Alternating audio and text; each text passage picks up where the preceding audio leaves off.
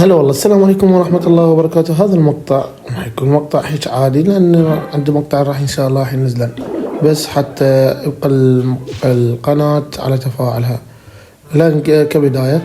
فالمهم فكرة من هذا المقطع إنه نلم العشائر أو أشجار شجر يسمون ونشوف أكثر شي قد راح نجيب.